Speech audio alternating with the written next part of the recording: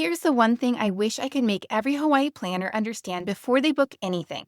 Slow down. That's it. Not which beach is best, not whether the road to Hana is worth it, not if you should stay in Wailea or Kihei. Just slow down.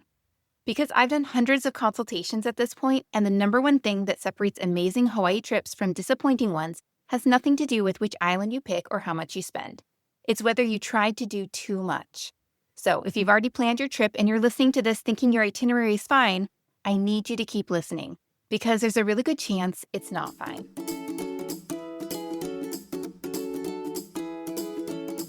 Okay, so I have this thing that happens in probably half my consultations where I feel genuinely bad. Like I can see the person's face on Zoom and I can tell they're disappointed with what I'm telling them. They came to me because they've got this packed itinerary and they want me to optimize it. They want to know the best order to do things, how to fit it all in, maybe where they can squeeze in one more activity. And instead, I'm sitting here telling them to cut half of it. I'll say something like, this all-day adventure you have planned, do it in the morning and then just go back to your hotel and hang out at the pool. And I can see them deflate a little. They're thinking, I paid for this consultation and she's telling me to do less? But then they go on the trip, and afterwards I get the email. Marcy, oh my goodness, you were so right. By noon, the kids were done. We were so glad we had nothing else planned. Or, we didn't realize how much time we'd spend in the car. My husband was ready to lose it by lunchtime, and we desperately needed to just be at the beach for the rest of the day. This happens constantly. So I'm just going to tell you right now what I end up telling people in consultations after they've already booked everything and it's harder to fix.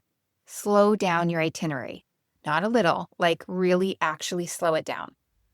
The patterns I see are so predictable at this point. 3 islands in 10 days. Every day has multiple activities planned. They've got every must-see from every list they found online. And look, I get it. This feels like a once-in-a-lifetime trip. You want to see everything. But Hawaii tricks people in a way that almost no other destination does.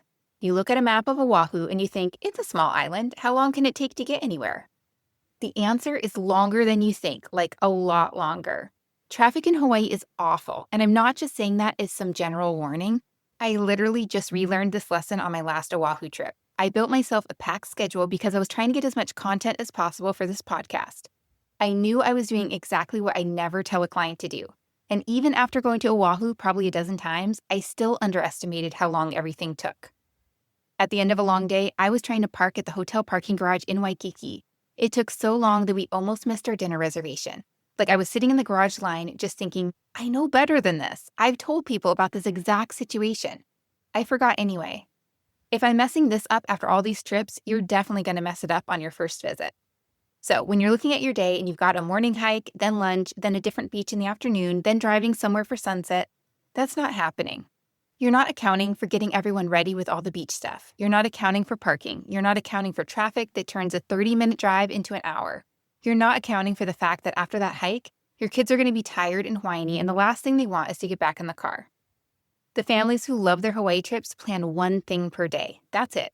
Maybe it's a morning activity and you're done by noon. Maybe it's a beach day with zero structure. Maybe you sleep in and don't leave until after lunch. I know how that sounds. You're thinking, I didn't fly to Hawaii to sit by a pool all day. But here's what actually happens when you build in that space. You're not rushed. You can stay in the water as long as your kids want instead of dragging them out because you have to get to the next thing.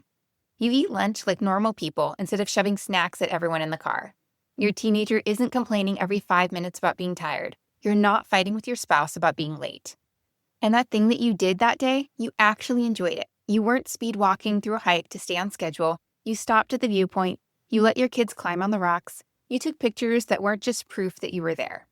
I'll give you a real example of what slowing down looks like for me personally.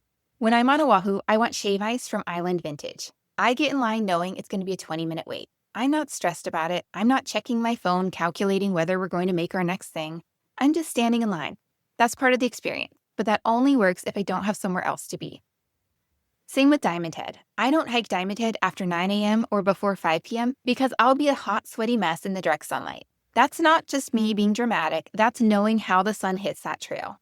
Building that kind of knowledge into your trip, not fighting the conditions, not cramming the hike in wherever it fits. That's the difference between a good day and a miserable one. And honestly, some of my favorite moments in Hawaii are the unplanned ones. I see a 7-Eleven and I'm pulling over to grab a musubi and a tuna cucumber roll. That's not in any itinerary, but that is Hawaii to me. Now, I know some of you are thinking, but this is my only trip. I have to do everything because I'm not coming back. And I don't believe in that mindset. I can't operate that way. The only way I can actually be present in Hawaii and not anxious about my list is to tell myself I'll be back. Because you can't do everything. There are too many beaches, too many hikes, too many little towns to explore. You could spend a month and still miss things. So if you go in believing you have to do it all, you've already set yourself up to feel bad about what you missed. What if this is just your first trip, not your only trip? Your first. Maybe you won't be back for 5 years, maybe 10, but you will be back.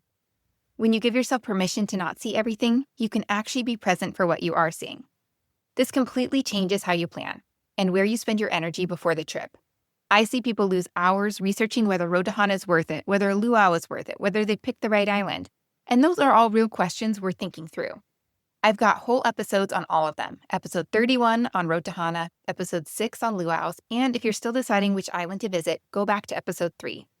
But no amount of research fixes an itinerary that's just too full. You can make all the right choices and still have a rough trip if you're trying to do all of them in the same week. So in practice, what does this actually look like? Say you're on the Big Island and you want to see Hawaii Volcanoes National Park. It's about 2.5 hours from Kona without traffic. If you're planning to wake up early, drive there, do the park, drive back, and still have a beach afternoon, that day doesn't work. Make the volcano your whole day. Drive without rushing. Stop at Punalu'u Black Sand Beach if you want. Spend real time at the park instead of running through it. Have lunch. Drive back when you're ready. You're done. That's your day. Tomorrow you do something close to your hotel, or you have a pool day. Does that mean that you won't get to something else that you wanted to do? Yes. And that has to be okay because alternative is doing both things and hating both of them because you're exhausted and stressed and stuck in traffic. If you're looking at your already planned itinerary and realizing it's packed, you can still fix it. Look for things to cut. That sunset sail after a full day of activities, move it to its own day. That second beach in the afternoon, save it for next time. That luau on the same night as Road to Hana, pick one. It's gonna feel wrong to delete things, but the people who message me after their trips to say Hawaii was incredible are never the ones who did everything. They're the ones who slowed down. If you want help figuring out what to keep and what to cut, or you just want someone to reality check your itinerary before you go, that's exactly what I do in consultations and my itinerary reviews. You can find everything on my Hawaii Resources tab at hawaiitravelwithkids.com. That's where I keep all my trusted recommendations, and it's also where you can book time with me directly. Future you, sitting in that Waikiki parking garage with the dinner reservations slipping away and kids melting down in the backseat, will be so grateful you listened. Aloha.